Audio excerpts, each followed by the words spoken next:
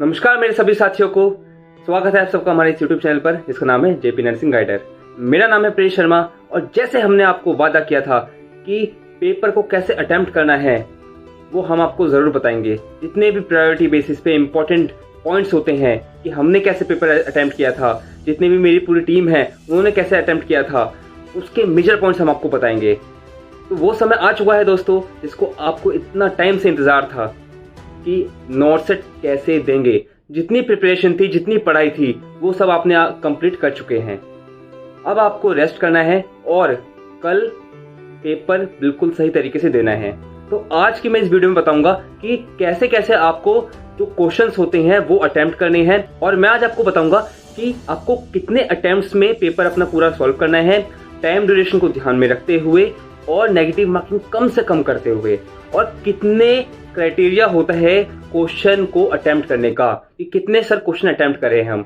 जितने भी फ्रेशर्स हैं उनके लिए काफ़ी इंपॉर्टेंट रहने वाली है। साथ में जो भी पहले के बच्चे हैं जिन्होंने पहले एग्जाम दे रखे हैं और उनका सिलेक्शन नहीं हो पाया, उनके लिए भी आज की वीडियो काफ़ी इंपॉर्टेंट रहने वाली है। तो चलिए शुरू करते हैं हम दोस्तों, स्टार्ट करते हैं। आप सबको पता है कि नॉर्सेट का एग्ज़ाम 200 क्वेश्चन का होगा, ठीक है, जिसमें आपको 180 मिनट्स मिलेंगे, ठीक है। तो आज मैं आपको बताऊंगा कि इस पेपर में कितने तरह के आपको पैटर्न मिलेगा। पैटर्न मतलब कितने क्वेश्चन टाइप मिलेंगे। तो मेजरली 4 टाइप के आपको क्वेश्चन मिलेंगे और इनमें से आपको कौन से अटैम्प्ट करने हैं और कौन से छोड़ने हैं, मैं वो आपको बताता हूँ, ठीक है। सबसे पहले टाइप 1 की बताता हूँ। टाइप 1 मतलब कि वो क्वेश्चन जो सबसे पहले आपको जैसे ही आप पढ़ते हो आपको समझ आता है कि हाँ इसका आंसर ये होगा, कि ये क्वेश्चन लिखा हुआ है, इसके 4 ऑप्शन हैं, आपने क्वेश्चन पढ़ा कि यार इसका तो ये वाला होगा आंसर, बस एक ख़त्म किया।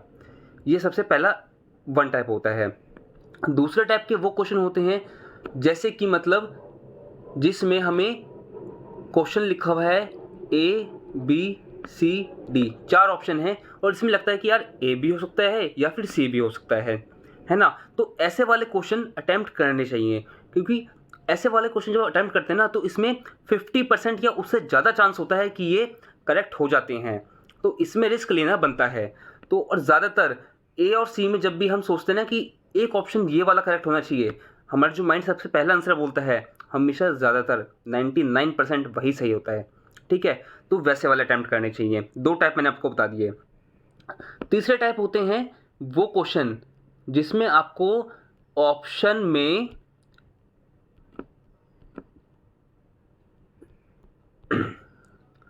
में आपको 2 या 2 से ज़्यादा आपको एक्स्ट्रा लगता है पॉइंट्स, कि A भी हो सकता है, C भी हो सकता है और D भी हो सकता है।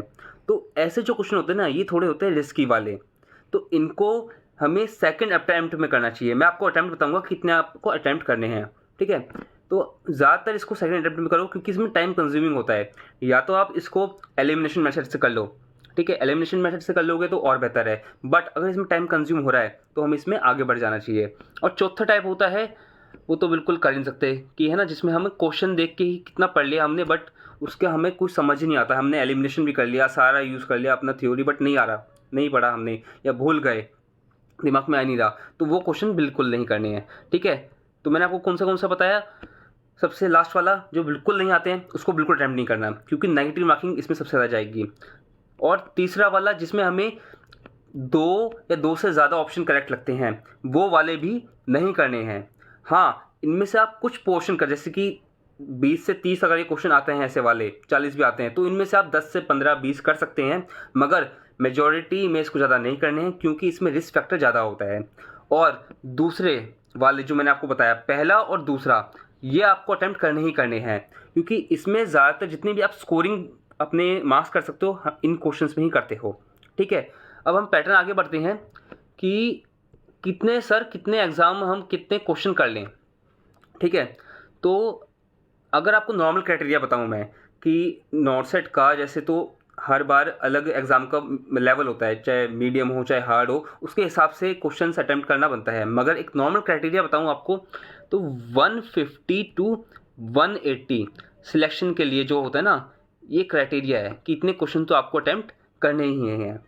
तो इसमें से भी मैंने जैसे आपको बताया, जो फर्स्ट कैटेगरी वाले जो क्वेश्चन होते हैं जो आपको देखते ही समझ आता है कि सर इसका आंसर ये होगा, तो वो होते हैं आपका नॉर्मल 60 to 70। अगर आपने अपनी प्रिपरेशन नॉर्मल तरीके से कोचिंग करके पढ़ा रखा है जो हमने आपको बता रखा था, तो उस हिसाब से 60 to 70 क्वेश्चन इसके आ जाते हैं। और दूसरी कैटेगरी की बात करें कि जिसमें सर लगता है कि ए और बी वाले जो लगते हैं कंफ्यूजिंग वाले होते हैं, उनमें भी इतना ही आराम से 70 से 80 के करीब क्वेश्चन आते हैं, 60 भी बैठ पाते हैं, बट इतनी क्राइटेरिया इतना ही होता है। तो इनमें से आपको क्वेश्चन करने ही करने हैं, 60 to 70 वाले क्वेश्चन हो जाएंगे, ठीक है। तो कितने हो गए 60 to 70, और इसमें से भी अगर आपने 60 अटैम्प्ट कर लिए, 70-80 है, इसमें से आपने 60 अटैम्प्ट कर लिए, तो टोटल कितना हो गया, 60 और 60 120।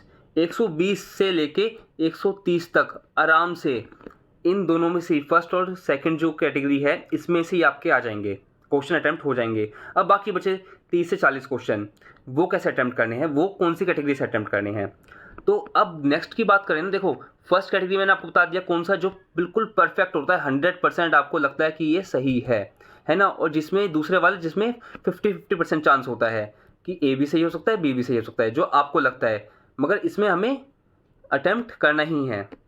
अब तीसरी कैटेगरी में कितने क्वेश्चन आते हैं, तो तीसरी कैटेगरी में देखो बच्चों, इसमें ज़्यादातर 30 से 40 क्वेश्चन आते हैं, ज़्यादा से ज़्यादा, ठीक है, 30 से 40 क्वेश्चन होते हैं। अगर इनमें से आपने 10 से 20 क्वेश्चन भी अटैम्प्ट कर लिए, 10 से 20 क्वेश्चन भी अटैम्प्ट कर लिए, और चौथी कैटेगरी में तो मैंने मना ही कि आपको बिल्कुल भी इसमें लेना ही नहीं है रिस्क, क्योंकि वो आपको आते ही नहीं है, तो क्यों फालतू में नेगेटिव मार्किंग डालें अपनी, ठीक है। और इसमें भी अगर आपको लगे, अगर आपको कॉन्फिडेंस लगे कि हाँ मुझे लग रहा है मैंने पढ़ा था इस पर, ये हो सकता है, या फिर एलिमिनेशन मेथड यूज़ किया है, ये हो सकता है, तभी इसको 10 से 20 क्वेश्चन करें, ठीक है।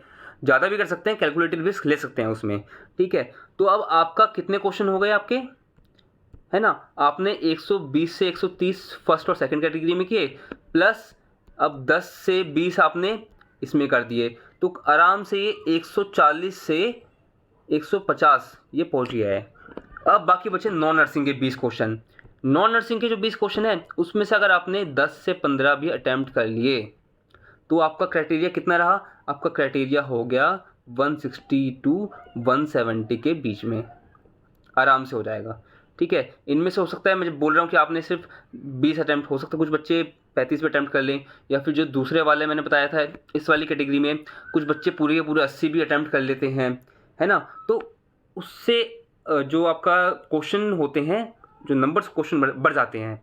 जैसे कि मैं अपना बताऊं तो मैंने कितने 180 क्वेश्चन अटैम्प्ट किए थे, ठीक है, 180 क्वेश्चन अटैम्प्ट किए थे नेट मैंने, और 99.97 मेरी परसेंटाइल आई थी, 279 रैंक आई थी। बट ऐसा नहीं है कि जिन बच्चों ने 170 अटैम्प्ट किए, 160 भी अटैम्प्ट किए थे, 165 के अराउंड, तो उनका सिलेक्शन नहीं हुआ, उनका भी सिलेक्शन हुआ। मगर डिपेंड करता है कि आप कितना ज़्यादा कैलकुलेटिव रिस्क अपना ले सकते हैं, कितना आप पे अपने पर कॉन्फिडेंस है, कितना आपने पढ़ाई की है, ठीक है। पहले 4 पॉइंट तो ये हो गए हैं। उसके बाद बात करें दोस्तों कि टाइम को मैनेज कैसे करना है ना, कि नेगेटिव मार्किंग तो हमने इसमें चलो कर ली है कि सर इतने तो क्वेश्चन अटैम्प्ट करने हैं, जितना हमें आता है उतना ही करेंगे, है ना, मगर टाइम कैसे कंज्यूम करें। तो टाइम कंज्यूम करने के लिए सबसे बेहतर उपाय ये होता है कि आप सिर्फ और सिर्फ अपने पेपर को 2 अटैम्प्ट में करें, सिर्फ और सिर्फ 2 अटैम्प्ट में। पहले अटैम्प्ट में आपको जो मैंने आपको बताया फर्स्ट कैटेगरी और सेकंड कैटेगरी,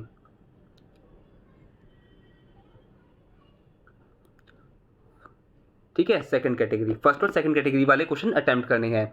और इसमें भी कौन से वाले जिसमें आपको टाइम कम लगे, ठीक है, कि आपने जैसी क्वेश्चन पढ़ा 10 से 20 सेकंड बस आपने उसको सोचा उसके बारे में और आपको आंसर आ गया, वो क्वेश्चन अटैम्प्ट करने हैं। बाकी थर्ड कैटेगरी का या फिर सेकंड कैटेगरी के जो कुछ क्वेश्चन होते हैं जिनमें आपको टाइम कंज्यूमिंग लग रहा है, या फिर नॉन नर्सिंग का मैथ्स वाले जिसमें थोड़ा सा आपको टाइम लग रहा है, वैसे लगेगा नहीं, अगर आपको टाइम लग रहा है तो वो आपको सेकंड अटैम्प्ट में करने हैं, ध्यान रखना। अब मैं बात करूं इसका कि फर्स्ट कैटेगरी मतलब फर्स्ट जब अटैम्प्ट करते हैं तो 180 मिनट्स का आपका टाइम होता है, ठीक है। 180 में से अगर आपने 100 से 120 मिनट में भी 100 से 120 मिनट में अगर आपने फर्स्ट अटेम्प्ट अपना पूरा ख़त्म कर दिया, इसका मतलब क्या है किया आपने 100 से 120 मिनट में आराम से आपने कितने 140 से या 120 से 140 क्वेश्चन अपने अटैम्प्ट कर लिए, आराम से कर लिया आपने। ठीक है, अगर फर्स्ट सेकंड कैटेगरी देखें तो 120 तो आपने आराम से कर ही लिए। बाकी कौन से बचे हैं थर्ड कैटेगरी वाले, तो सेकंड अटैम्प्ट में करने हैं। सेकंड अटैम्प्ट में आपके पास कितना टाइम बच जाएगा, आराम से आपके पास 60 मिनट्स है ना, 60 मिनट्स आपके पास बचेंगे। 60 मिनट्स में आपके पास आराम से 30 से 40 क्वेश्चन आप वो भी पढ़ जाएंगे। कौन से वाले, थर्ड कैटेगरी वाले, जिसमें आपको 1-2 से ज़्यादा ऑप्शन करेक्ट लग रहे थे। और दूसरा क्या, आप वो वाले नॉन नर्सिंग के पार्ट भी, और कौन से जो हल्का सा जिनको डाउट था सेकंड अटैम्प्ट वाले में, जिसको हमने छोड़े थे कि सर इसमें थोड़ा टाइम कंज्यूमिंग लग रहा था, वो करना है। ठीक है, और एक इम्पॉर्टेंट काफ़ी बात क्या कि फर्स्ट अटैम्प्ट कर लिया, फर्स्ट अटैम्प्ट के बाद ध्यान रखना, फर्स्ट अटैम्प्ट के बाद आपको वो क्वेश्चंस बिल्कुल भी दोबारा रिवाइज नहीं करने हैं। आपने जो एक बार क्वेश्चन टिक कर दिया वो बिल्कुल ठीक है, दोबारा आप उस पर जाएंगे, दोबारा पढ़ेंगे, दोबारा सोचेंगे, दोबारा उसका अलग रैशनल आ जाएगा, और आपने अगर उसको ऑप्शन चेंज कर दिया तो बस वहीं आपका खेल खराब हो जाएगा। मैंने कितने बच्चों को देखा है दोस्तों, जो बार पहले तो ठीक करते हैं आंसर, मगर उसको दोबारा जाके रिवाइज करते हैं, पढ़ते हैं उस क्वेश्चन को और उसको ऑप्शन चेंज कर देते हैं। वो बिल्कुल नहीं करना आपको। फर्स्ट अटैम्प्ट में जितने भी आपने क्वेश्चंस अटैम्प्ट किए हैं उसको एज इट इज़ वही आंसर रखना है, आपको उसको छेड़ना ही नहीं है। ठीक है, आपने सीबीटी एग्जाम दिया होगा, आपको पता होगा, नहीं पता तो मैं बता दूं, उसमें कलर आ जाता है, जो आपने अटैम्प्ट किए हैं उसका अलग से कलर आ जाता है, और जो आपने छोड़े हैं उसका अलग से कलर होता है। तो उस पर क्लिक करिए कि ये हमने अटैम्प्ट नहीं किया, उसको पढ़िए, आता है सेकेंड अटैम्प्ट में उसको कवर कीजिए और उसको आगे बढ़िए। अगर नहीं समझ आ रहा है तो छोड़ दीजिए, बट लास्ट में आपके पास 10 से 15 मिनट इसके लिए होने चाहिए कि हमने कितने क्वेश्चन अटैम्प्ट किए।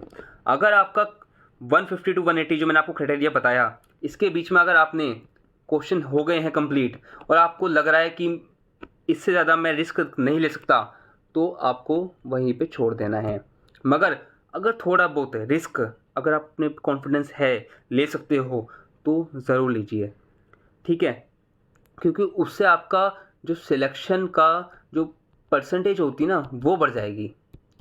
मगर रिस्क तभी लेना है जब आपने उसको पढ़ा हो। अगर उसके आपके दिमाग में पॉइंट्स आ रहे हो कि मैंने ये पढ़ा था, सोचा था, उसमें टाइम कंज्यूम लग रहा है कि यार ये पढ़ा था, वो पढ़ा था, बट उससे समझ आ रहा है, ठीक है, उसी हिसाब से लेना है। तो अगर जो मैंने आपको पॉइंट्स बताए हैं कि कौन सा फर्स्ट अटैम्प्ट में आपको क्वेश्चन करने हैं, दोबारा नहीं पढ़ना, सेकेंड अटैम्प्ट में करना है ना, इसमें से 100 से 120 मिनट में आपका फर्स्ट अटैम्प्ट पूरा होना चाहिए। बाकी जो 60 मिनट बचेंगे आराम से 60 से 80 मिनट, उसमें आपका सेकेंड अटैम्प्ट होना चाहिए। ठीक है, और कौन से पॉइंट कि 4 जो वो होते हैं 150 to 180 आपको पेपर रखना है। साथ में आपको पहला जो आपके जो क्वेश्चंस होते हैं 60 to 70 जो परफेक्ट बिल्कुल होते हैं, आपके 100% आंसर सही होते हैं, वो आपको करने हैं। सेकंड जो होते हैं कैटेगरी क्वेश्चंस की, जिसमें 70 to 80 क्वेश्चन जिसमें आपको 2 ऑप्शन सही लगते हैं, वो करने हैं। और थर्ड कैटेगरी वो आती है जिसमें आपको 2 से 3 से ज़्यादा जो ऑप्शन होते हैं वो करेक्ट लगते हैं, वो आपको करने हैं। मगर उनमें भी कुछ करने हैं, ज़्यादा रिस्क नहीं लेना है।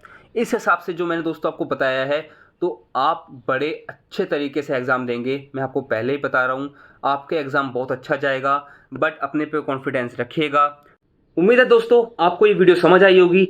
जितने भी मैंने आपको पॉइंट्स बताए हैं आपको समझ आए होंगे। साथ में आखिरी में यही बात बोलूँगा कि आपका जब भी चाहे मॉर्निंग शिफ्ट में हो, इवनिंग शिफ्ट में एग्ज़ाम हो, अपना पेट भर के नाश्ता कीजिए, लंच कीजिए और टेंशन फ्री होके जाइए।